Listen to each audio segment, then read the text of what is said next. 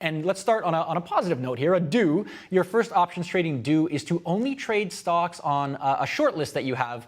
Why do you feel that is so important in your experience?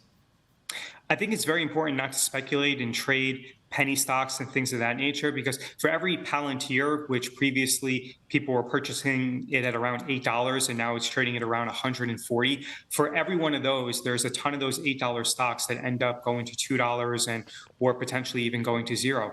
And the problem is when you have a tendency to invest in more speculative assets, even on if let's say half of them don't work out, then you have to compensate for those losses by trying to hit home runs on other securities.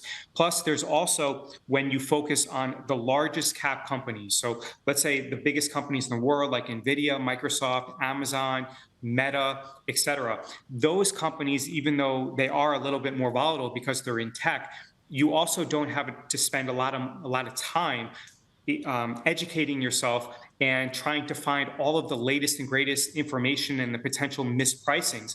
Because when you have a $3 trillion company like Nvidia, there's really nothing that your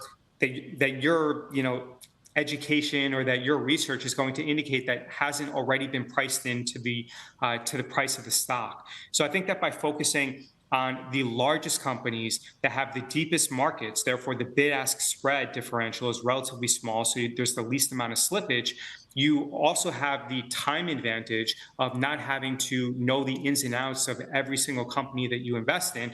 I think that is the best. And plus, because they're the largest companies, they have a tendency to be a little bit less volatile and lower betas than the speculative stocks. And you had mentioned that you have a watch list, if you will, of like 15 to 20 stocks or so.